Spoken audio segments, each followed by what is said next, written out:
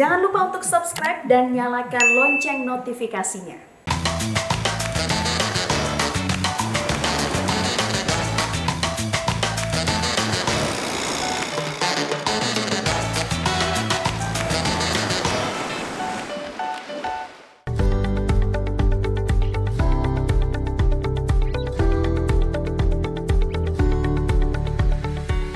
Halo kawan Susi, bertemu di hari Rabu, saatnya kita cek ombak.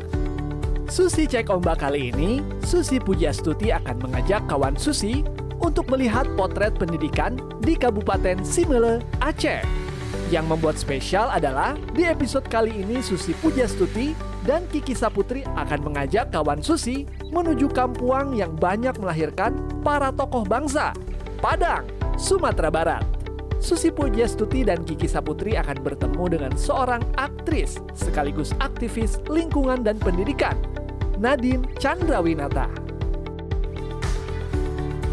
Selain itu, Susi Cek Ombak juga mengajak Direktur Perimbangan Keuangan Kementerian Pendidikan dan Kebudayaan, Iwan Syahril, untuk berdiskusi mengenai guru penggerak. Apa itu? Yuk langsung aja kita cek ombak. Nah, kawan Susi, kembali ke Susi Cek Ombak, ke laut saja. Pagi ini saya datang di SMP 1 Tepa Barat. Mau bertemu dengan murid-murid di sini dan para guru dalam rangka memperingati Hari Guru Nasional tanggal 25 November. Oke. Iya, cantik sekali warnanya. Kasih. Kita lihat bagaimana mereka belajar. Nah, selamat pagi semua. Assalamualaikum.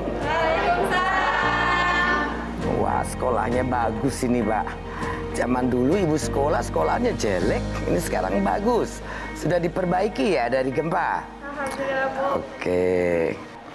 Nah, sekarang masa pandemi, kita semua harus pakai masker, harus jaga jarak.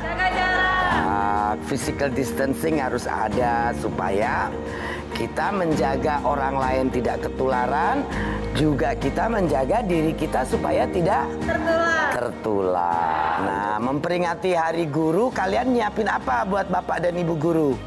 Banyak, Bu. Banyak? Kalian menghormati, menghargai Bapak dan Ibu guru, enggak? Udah pasti, Pasti ya, anak yang soleh, anak yang berbudi pekerti adalah yang bisa menghargai satu orang tua, kedua gurunya, yang ketiga orang yang lebih tua dari kita, yang ketiga juga harus menghormati teman-teman kita sendiri. Karena kalau kita bisa menghormati orang lain, menghargai orang lain akan menghargai kita. Nah, Ibu, sekarang Ibu mau tanya nih, Indonesia ini negara kesatuan, mau tes saja. Saya yakin orang Simelu tidak kalah sama anak Jakarta, ya nggak? Nah, kalau perbatasan laut Indonesia ini kan dulu kita negara, sebelum negara kepulauan itu laut Indonesia cuma 3 mil dari daratan. Nah, ada seorang pejuang yang memperjuangkan Indonesia menjadi negara kepulauan, dihargai oleh dunia, terkenal dengan deklarasi apa, coba ingat nggak? Juanda. Wah, gara-gara kehebatan Juanda meyakinkan dunia, maka laut Indonesia yang tadinya cuma 3 mil jadi punya zone ekonomi eksklusif seluas 200 nautical mile. Jadi kalau tidak, dulu antara Kalimantan, Pulau Jawa ada laut internasional. Antara Sumatera dengan Simelu pun ada laut internasional. Tapi karena Haji Juanda tadi, maka tidak ada lagi laut internasional antara pulau ke pulau. Jadi deklarasi Juanda ini yang menyatukan pulau Indonesia menjadi negara kesatuan Republik Republik Indonesia. Nah, kalian tahu ada pulau perbatasan dengan Laut Cina Selatan. Namanya pulau apa? Ada tahu nggak? Pulau Natuna. Nah, sekarang Natuna lautnya sudah kita ganti namanya sampai IIZ kita. Itu dinamakan Laut Natuna Utara, berbatasan dengan Laut Cina Selatan. Oke. Ada yang mau tanya sama Ibu sebelum Ibu selesai ngajar nih? Assalamualaikum warahmatullahi wabarakatuh. Waalaikumsalam. Perkenalkan, nama saya Fari Putra Fariski dari kelas 21. Saya ingin bertanya, apa saja hal-hal yang bisa merusak lautan kita? Apa saja yang bisa merusak lautan kita? Oke, kalau yang besar merusak itu adalah kapal-kapal ilegal yang mencuri ikan dengan alat tangkap yang jaringnya aja ratusan kilometer. Portas tuh yang bius. Ada yang tangkap ikan hidup pakai bius, pakai kompresor, itu juga merusak. Dan yang dilakukan oleh kita semua tiap hari adalah merusak laut itu apa? Sampah plastik. Itu di dalam laut tuh 400 tahun tidak hancur. Jadi kalau kita tidak hati-hati, 2030 diramalkan akan lebih banyak plastik di lautan daripada ikan. Jadi mulai hari ini jangan suka pakai kresek. Ada lagi yang mau tanya? Ya. Assalamualaikum warahmatullahi wabarakatuh. Saya Putri Nuzuliza. Saya berasal dari kelas 32. Saya ingin bertanya kepada Ibu, apa yang menjadi motivasi Ibu untuk menjadi seseorang yang memiliki kepribadian kuat seperti sekarang ini, Bu? Motivasi ya, kalau kita kuat kan jadi nggak jadi pengikut saja kan. Ibu ingin bisa memimpin, mengajak orang-orang untuk baik, mengajak orang-orang untuk mau kerja, mengajak orang-orang untuk mau belajar. Motivasinya itu ingin berguna. Kita tuh hidup, dikasih Tuhan hidup, mau untuk apa? Iya, untuk jadi berguna untuk yang lain toh. Berguna untuk bangsa dan negara kalau kalian jadi orang hebat. Paling tidak kita bisa berguna untuk keluarga kita. Jangan emak udah capek kerja, kamu tidak mau bantu. Kita hidup itu dikasih Tuhan, umur tuh terbatas. Nah, memang kita bisa diambil Tuhan kapan saja. Tapi kalau kita diambil rata-rata, manusia tuh dikasih hidup Tuhan berapa? 70 tahun misalnya. Kalau kayak ibu nih umurnya udah 56 tahun, berarti tinggal 14 tahun lagi. 14 tahun itu mau diisi apa? Padahal 4 tahun saja udah habis untuk tidur. Jadi hargai waktu yang diberikan oleh Allah Subhanahu wa Ta'ala dengan cara bekerja, membaca, belajar, apa saja yang berguna. Kalau kita jadi orang hebat, kita dihargai orang, kita dihormati orang, kita bisa kemana saja, mau apa saja. Nah, jadi sekali lagi Ibu pesan ya, semangat belajar, hormati guru kita. Kalau kita menghormati orang yang telah memberikan ilmu kepada kita, pasti diberkati oleh Tuhan, gitu ya. Kawan Susi, setelah ini Susi Pujastuti akan bertemu salah satu guru yang berdedikasi tinggi demi mencerdaskan anak-anak pulau. Siapa dia? Tetap di Susi Cek Ombak.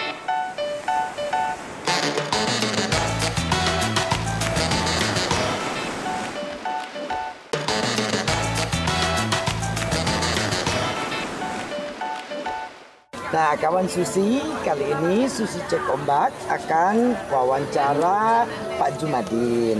Pak Jumadin ini adalah guru di Pulau Simelu yang tempat ngajarnya di Pulau Tepa. Jadi dekat Pulau Simelu ada Pulau Tepa ya Pak. Jadi Bapak setiap hari naik perahu, naik pompong itu, apa nama orang sini namanya? Kalau sini Robin. Robin, oh naik kapal yang mesinnya Robin. Ya. Nah, kapal Robin tiap hari Bapak ke sana pulang pergi. Nggak tiap hari, kadang-kadang 1 minggu pulang. Oh, oke. Minggu pulang. Berangkat 1 minggu tinggal di sana. Di sana ada asrama. Ada asrama. Asrama, oke. Sambil duduk yuk Pak ngobrol karena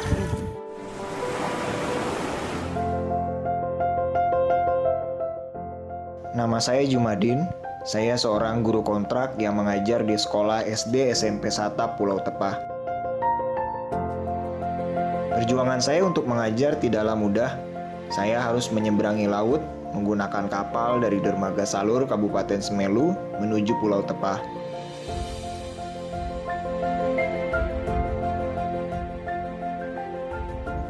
Menyeberang ke Pulau Tepah membutuhkan waktu 45 menit hingga 1 jam jika kondisi ombak di laut sedang bersahabat.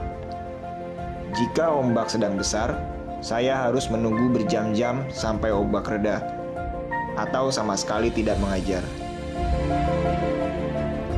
Perjuangan saya belum usai. Saya tidak bisa pulang ke rumah jika kondisi ombak sedang besar. Dengan terpaksa, saya harus menginap di mes yang ala kadarnya ini, dalam 1 malam bahkan berminggu-minggu.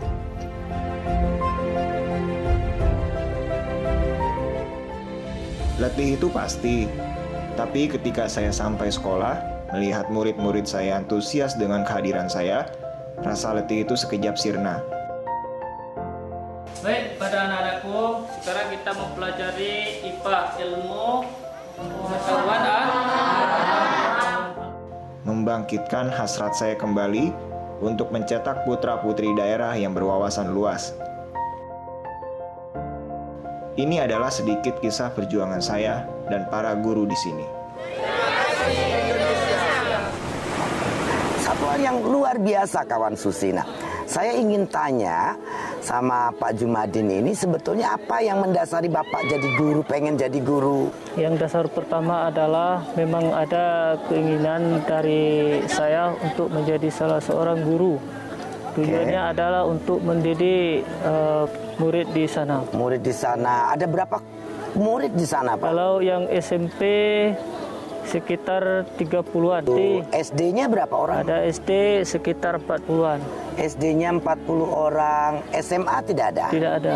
Tidak ada, jadi di sana ada 70 murid kurang lebih Iya, SD lebih kurang ada 70. dan SMP.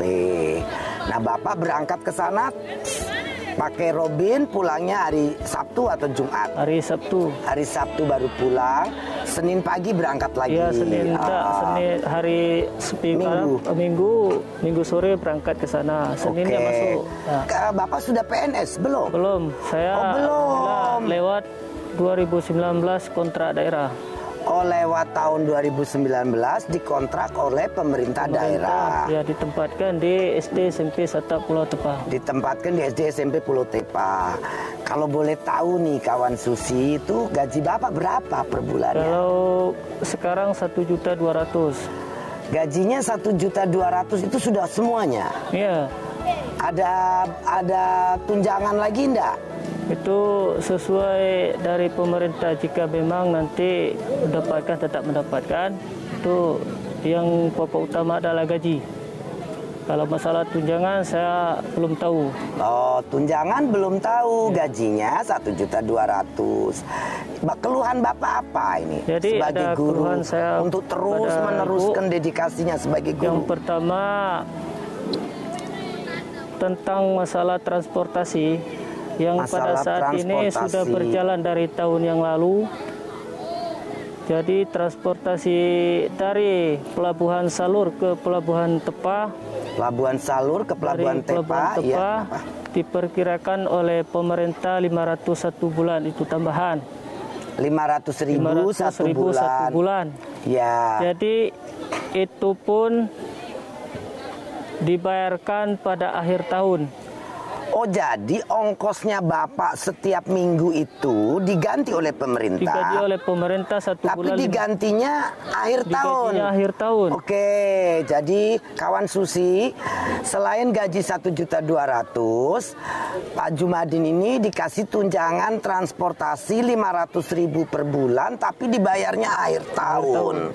Ya. Jadi yang 1.200.000 harus dipakai dulu, bayar 500.000 tiap. Ya, itulah dipakai dulu. Ada berapa orang guru yang kalau ke Pulau yang Tepa guru Barat? Bersama kepala sekolah 17.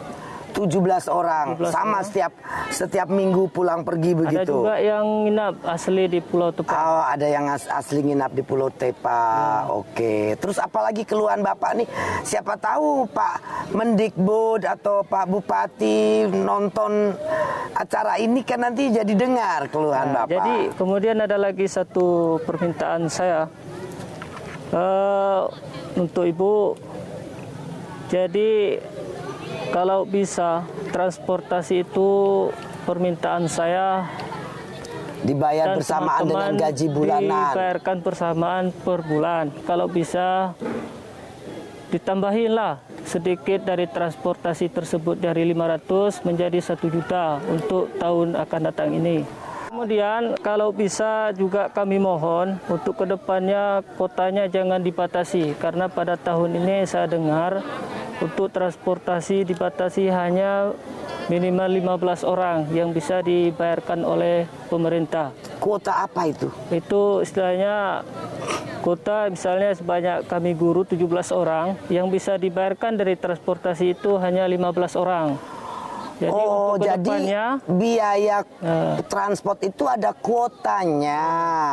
Kuotanya itu 17 guru yang dibayar cuma 15. Jadi 17.000 kali 500 itu dipotong menjadi cuma 15 kali 500.000 gitu ya. Iya, kami mohon, sangat-sangat mohon, karena kami juga di pulau itu sangat pulau terpencil, di Pulau Tepa salah satunya. Nah, jadi kami mohon dari kami guru yang bakti maupun yang honor maupun yang PNS. Jadi kami mohon untuk ke depannya bisa menambahi transportasi dari 500 menjadi 1 juta. 1 juta. Nah, kemudian kalau bisa untuk ke depannya juga kotanya jangan dibatasi. Kalau 17 orang tetap kena 17 orang. Kalau 20 orang tetap kena 20 orang. Oke, kawan Susi, saya kehabisan kata, rasanya juga mau nangis dengar keluhan Pak Jumadin ini. Masa 17 orang kali 500.000 mau dipotong jadi 15 orang. Kemudian permohonan Bapak ini bahkan 500.000 itu kan kurang ya Pak untuk bayar. Karena kalau tidak harus motong dari gajinya lagi yang 1.200.000. Udah gitu dibayarnya setelah 1 tahun. Iya, betul. Saya pikir kita cukup harus sudah mulai memperhatikan hal-hal begini. Jangan lagi hanya sekedar membiarkan Jumadin dan kawan-kawan guru lainnya merasakan hal seperti ini. Iya, betul. 70 tahun Indonesia merdeka. Seharusnya kita bisa mengabulkan permohonan Bapak Guru Jumadin dan kawan-kawan. Kawan Susi, Pak Jumadin, terima kasih banyak sudah berkenan saya wawancara. Mudah-mudahan Pak Mendikbud, pemerintah daerah, juga provinsi mendengar cerita ini. Dan nanti kasih tahu saya ya sebulan lagi ya. Terima kasih kawan Susi. Yuk kita pikirkan bagaimana cara membantu. Ada relaksasi dari bos yang 15% menjadi pagunya 50% bisa digunakan untuk guru honorer. Guru-guru honorer ini kita memang harus perjuangkan dan pada akhirnya bisa melayani anak-anak Indonesia dengan semakin baik.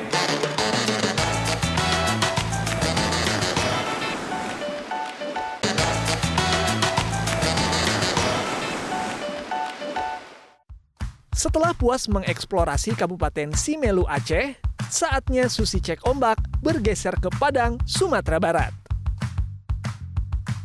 Nah, kawan Susi, kita kembali ke Susi Cek Ombak ke laut saja. Nah Ibu, itu ada kembaran saya Bu. Iya sama, putihnya doang. Putih-putihnya aja. Nah kawan Susi, saya siang hari ini ada di Pantai Air Manis Padang. Pantainya cantik, ada 2 pulau di depan kita.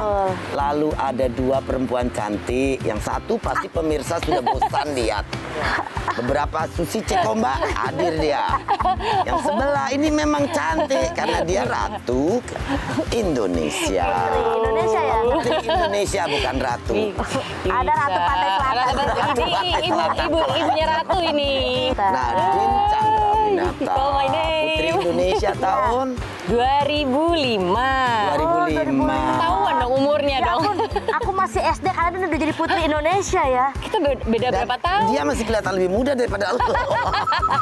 Nadine sama Kiki, kita nih mau invite Dirjen dari Kementerian Depdikbud. Oh iya, namanya betul. Pak Iwan Syahril. Yes, Dr. Iwan Syahril. Ya, dia ini dari kota ini.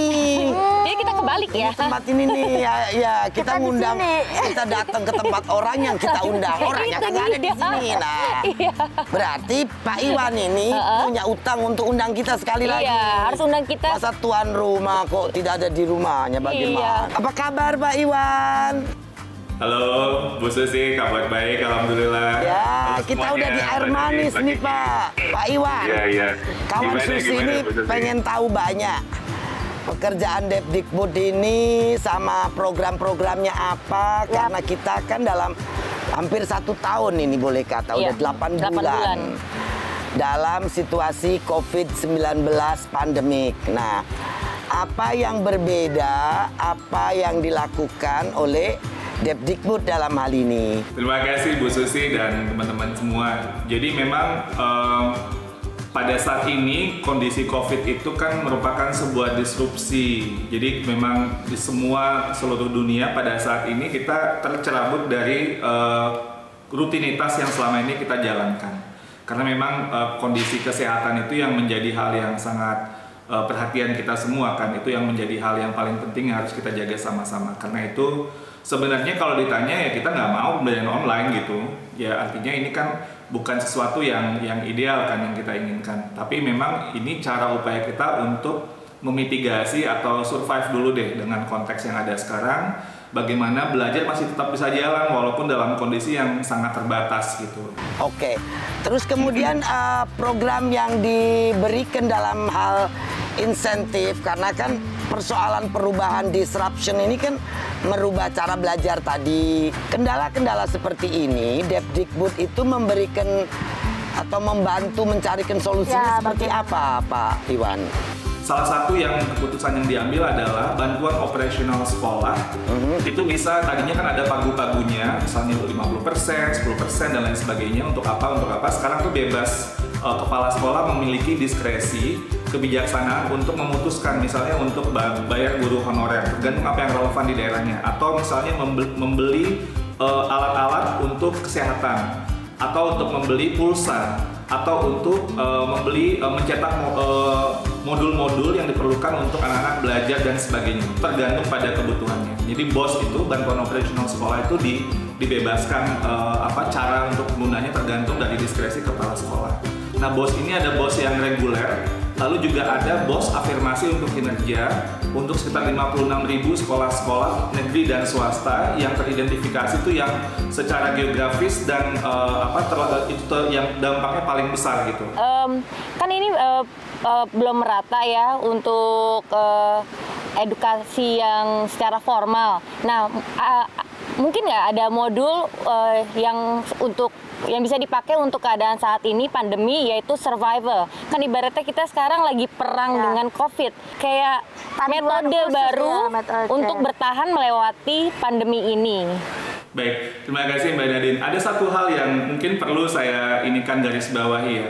Pendekatan kita sekarang ini kan menggunakan kolaborasi ya. Dengan kolaborasi atau bergotong royong. Ada model yang kita kembangkan dalam cara untuk menghadapi masalah ide-ide pembelajaran selama COVID. dengan menggunakan crowdsourcing model. Jadi salah satu yang kita pikirkan dari awal adalah karena kondisi COVID ini bervariasi antar daerah, tidak semua sama. Kita nggak bisa pukul rata, one size fits all. Jadi selalu ada variasi-variasi. Nah karena itu kemudian dikembangkan sebuah gerakan namanya Guru Berbagi.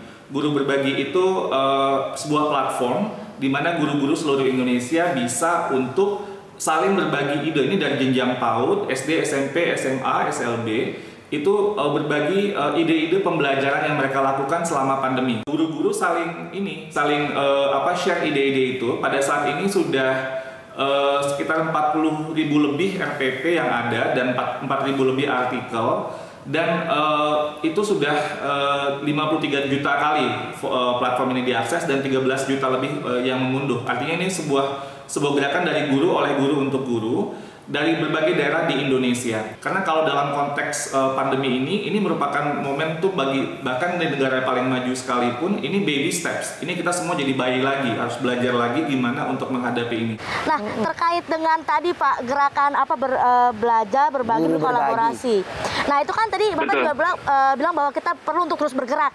Nah, Kemendikbud itu gencar banget untuk mencari guru-guru penggerak bagi Indonesia. Nah, itu apa sih Pak guru penggerak itu? Terima kasih. Mbak Kiki mau jadi guru lagi ya? Katanya dulu bekas guru nih kayaknya. Pak, jangan bekas dong, Pak. Agak gimana, Pak? Saya mau rekrut jadi agen guru penggerak, boleh nggak nih? Boleh, Bu Susi Pak. nggak boleh kayaknya. Saya mantan guru emang dulu, Pak. Boleh nggak, Bu Susi? Boleh aja, tapi gurunya rusak nanti, Pak. Yang mau jadi maklarnya orang macam begini, Mak. Gurunya nanti seperti apa, Pak? Nih, Pak Iwan, sedikit saya ini ganjel kalau saya nggak nyampaikan nanti. Kemarin saya kan di Simelu dalam sebulan 2 kali bolak-balik ke sana. Nah terakhir Susi Cek Ombak saya bikin syuting di sana. Saya wawancara orang Aceh, Panglima Laut, dan yang terakhir guru di wilayah Tepa Barat. Tepa itu sebuah pulau terluar. Jaraknya dari Pulau Besar Simelu 45 menit pakai speedboat. Itu Samudra Hindia, Pak. Ombaknya di sana itu salah satu ombak terbaik untuk surfing di dunia. Jadi bisa dibayangkan ombaknya segede apa. Kalau orang surfing bilang baik, berarti ombaknya tinggi banget. Nah, dia bilang, saya nih Bu gajinya 1.200.000 sebulan. Kemudian dia punya transportnya 500.000. Namanya Pak Jumadin. Nah dia ngeluh karena ongkos transport itu baru dibayar akhir tahun, Pak. Jadi dia harus pakai yang uang 1.200.000 ini tiap minggu bolak-balik bayar untuk ongkos. Saya pikir itu sangat miris ya. Miris dan iba saya dengarnya, Pak. Jadi kira-kira apa yang bisa Pak Iwan pikirkan untuk membantu Pak Jumadin di Pulau Simelu ini, Pak? Ya, Bu Susi, ini dari awal memang kita terus untuk coba perjuangkan guru honorer ini, mulai dari kalau kita lihat di Merdeka Belajar 3 itu ada relaksasi dari bos yang 15% menjadi pagunya 50% bisa digunakan untuk guru honorer. Dan terkait dengan konteks guru honorer ini Kementerian Pendidikan dan Kebudayaan terus berkoordinasi secara intensif karena ini bukan satu kementerian saja, dengan kementerian yang lain dan lembaga yang lain, mulai dari Kementerian Keuangan, Kementerian Pan-RB, Kementerian Dalam Negeri, dan juga Badan Kepegawaian Negara yang tentunya nanti ini bersinergi bersama-sama untuk mencari solusi yang terbaik. Guru-guru honorer ini kita memang harus perjuangkan dengan sebuah sistem yang baik sehingga kesejahteraan mereka dan kualitas mereka juga bisa kemudian meningkat dan pada akhirnya bisa melayani anak-anak Indonesia dengan semakin baik. Tentunya ini harapan kita semua. Mudah-mudahan Bu Susi nanti kita ada sebuah rencana dengan lintas kementerian yang terus kita diskusikan dan mudah-mudahan bisa nanti segera disampaikan. Pak, saya mau nanya Pak, ada nggak untuk ke depan nanti jangka panjang ada sebuah gerakan bahwa belajar itu menyenangkan atau menjadi guru tapi volunteer itu juga menyenangkan? Apakah ke depannya ada campaign menunjukkan bahwa belajar itu adalah aset untuk generasi penerus. Pada akhirnya semua program intervensi yang kita lakukan akan berakhir pada guru ya. Guru itu adalah kunci. Guru itu adalah fondasi yang akan membawa kualitas pendidikan dalam sistem negara manapun menjadi lebih baik. Nah, karena itu bagaimana kita melakukan peningkatan kualitas guru ya. Kembali lagi ya, menurut saya itu 3 kata kunci, belajar, berbagi, dan kolaborasi. Nah, tadi Mbak Kiki menanyakan tentang program Guru Penggerak ya. Guru Penggerak ini adalah salah satu bentuk intervensi kita untuk meningkatkan kualitas guru.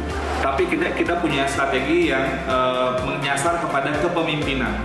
Nah, ini yang menurut kami merupakan cara yang bisa untuk meningkatkan kualitas pendidikan, terutama layanan kepada anak-anak kita di seluruh Indonesia. Nah, apa itu Guru Penggerak? Guru Penggerak ini adalah guru yang tidak saja filosofinya itu tidak saja hanya baik untuk dirinya, tapi dia juga bisa menggerakkan yang lainnya. Bagaimana cara ikut, Pak? Cara ikut jadi guru penggerak? Bagaimana, Pak?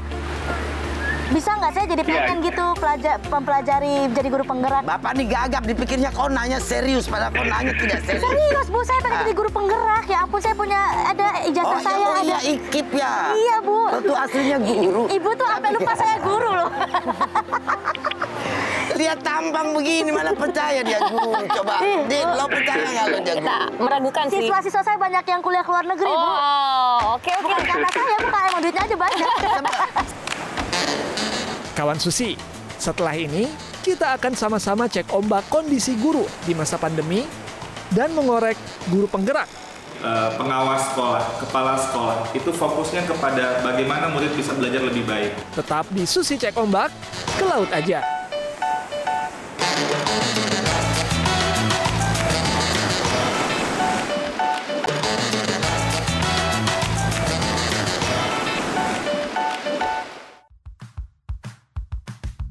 Jadi gimana, Pak? Jadi guru penggerak? Jadi kalau bayangin ya, kalau misalnya di ekosistem pendidikan kita, kalau mulai dari pengawas sekolah, kepala sekolah, itu fokusnya kepada bagaimana murid bisa belajar lebih baik dan bagaimana mereka kemudian bisa menguatkan hasil atau layanan pembelajaran kepada murid secara terus-menerus, karena coach-nya terus-menerus ya. Dan pengawas sekolah juga fungsinya itu sama. Itu ekosistem kita dalam sekolah-sekolah kita itu akan bergerak menuju bukan saja mereka mendapatkan coach atau pelatihan, tapi fokusnya itu adalah ada 3 fokusnya, siswa, dan siswa. Sehingga kemudian berdampak bukan pelatihan yang sifatnya checklist, sudah dapat pelatihan, sudah checklist, dapat ijazah, sudah sertifikat untuk angka kredit, lalu untuk promosi naik karir. Tapi yang terpenting dalam sebuah sistem pendidikan adalah anaknya, siswanya, dan itu yang menjadi orientasi bagi kita, termasuk dalam policy, dalam kebijakan. Pertanyaannya adalah semua hal bisa baik, tapi dalam mengambil keputusan apa yang paling berdampak kepada layanan dan hasil belajar murid yang lebih baik, itu yang menjadi pertanyaan paling penting dan orientasi paling utama. Bapak mungkin harus bikin retreat seluruh guru, semua level guru, 1 minggu daring, dikasih tahu guru yang baik bagaimana. Jadi guru suruh libur, retreat belajar tentang bagaimana mengajar yang lebih baik, yang seperti coach, yang ya kayak kita tuh ngetekin murid supaya yang tidak suka jadi suka, yang bodoh jadi pintar. Betul. Diliburkan, suruh belajar gurunya dulu. Kasih bekal. Pandemik ini ada waktu, Pak. Bu Susi, saya sih optimis Bu Susi kalau melihat dari sekarang ya guru-guru Indonesia dalam selama masa pandemi ini justru keluar ini nilai-nilai kearifan lokal, yaitu gotong royong, pantang menyerah dalam konteks menghadapi keadaan yang penuh keterbatasan pada saat ini. Saya sangat percaya pada guru-guru Indonesia untuk bergerak karena ini masa pandemi ini justru mengeluarkan the very best dari nilai-nilai kearifan lokal kita. Kalau kita beri kepercayaan pada mereka untuk kemudian bisa terus belajar dan orientasinya kepada anak, ini akan menjadi dahsyat sekali. Gerakan yang sedang momentumnya sedang luar biasa saat ini. Pak Iwan, tolong pesan untuk guru yang terakhir, Pak, biar guru-guru dengar. Biar semangat. Oke. Pesan saya Kembali kita ke filosofi Ki Hajar Dewantara. Ingat sosum tulodo ing madya mangun karso tuturi handayani, bahwa guru-guru di Indonesia itu adalah berlomba-lomba menjadi teladan, lalu kemudian menjadi penguat semangat yang tadi Bu Susi bilang, antusiasme, bukan melemahkan semangat tapi menguatkan semangat, dan tuturi handayani untuk membentuk kemandirian sehingga murid-murid kita bisa menjadi manusia-manusia yang merdeka lahir dan batin. Amin. Amin. Okay. Terima kasih Pak. Amin. Terima kasih semuanya. Nah, di sebelah saya ada Nadine Chandrawinata, Kiki Chandrawinata. Calon istrinya Miska Chandrawinata.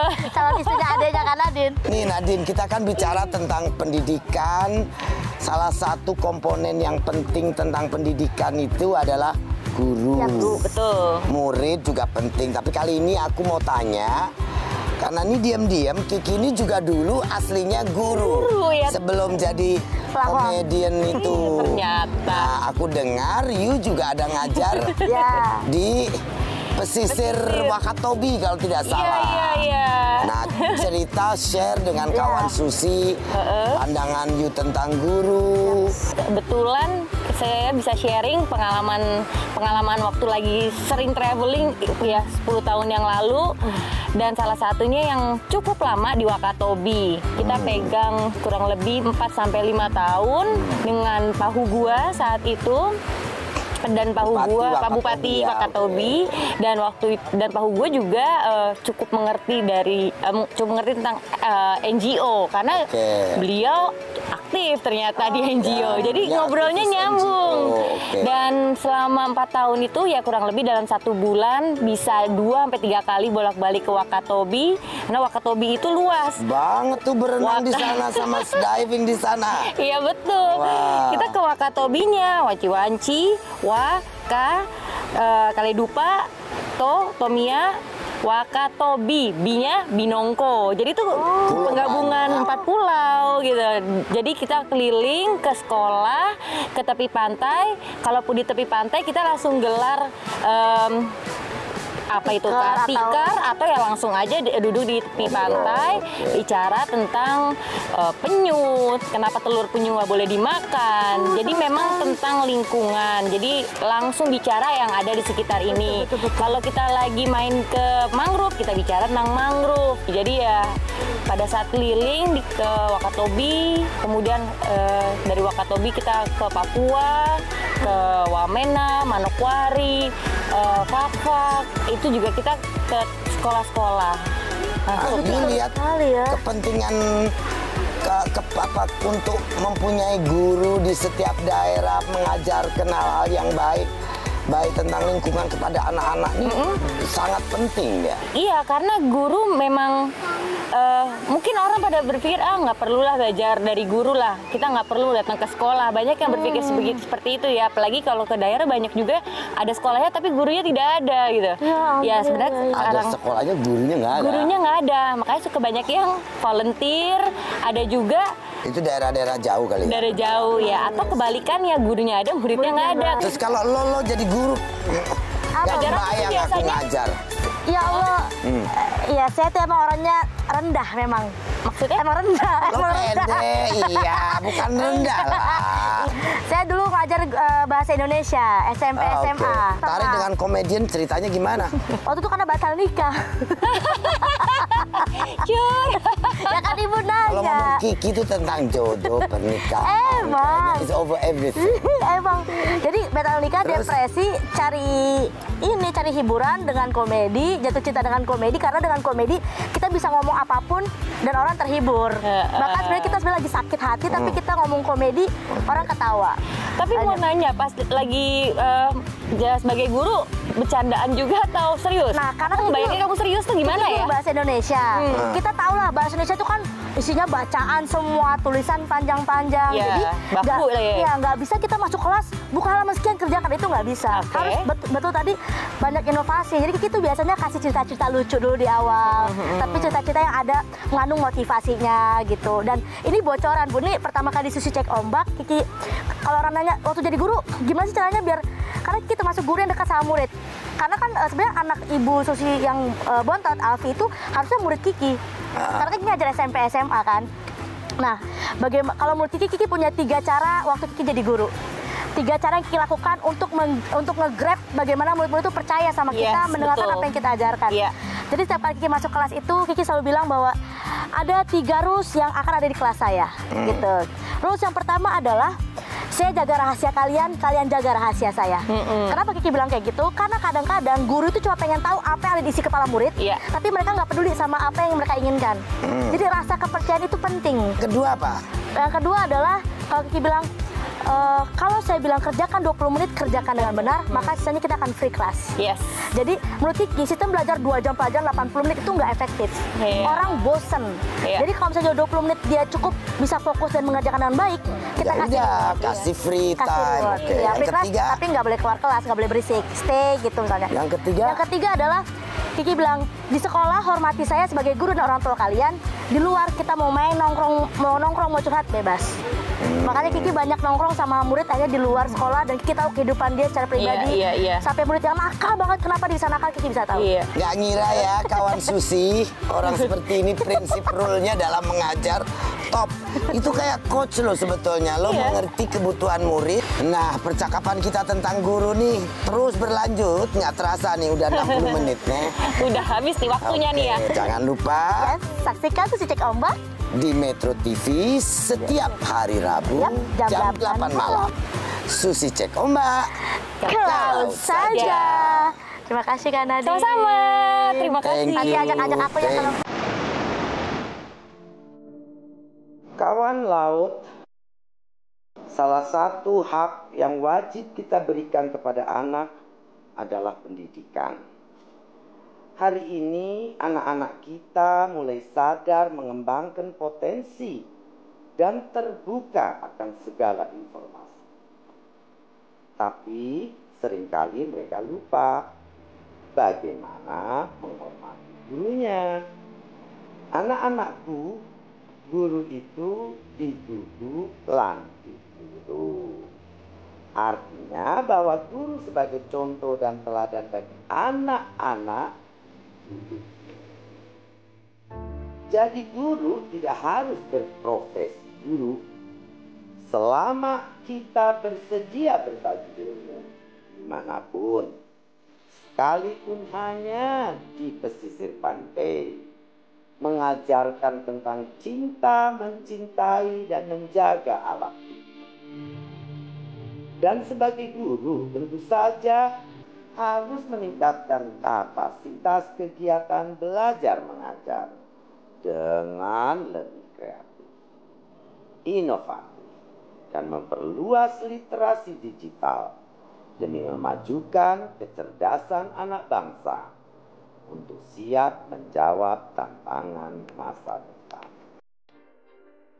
Guru adalah bentuk nyata perjuangan dan pelayanan. Untuk itu, janganlah biarkan guru-guru Indonesia terbelakang, bahkan tidak tersejahterakan. Tapi 13.000 kapal asing pergi loh Pak. Perdagangan perikanan nomor 1 di Asia Tenggara loh.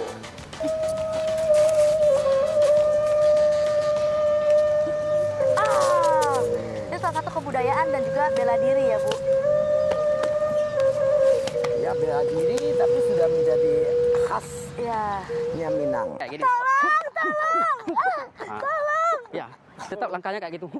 Oh, jadi langsung. Ya, jadi ada langkah putar tadi. Metro TV, knowledge to elevate.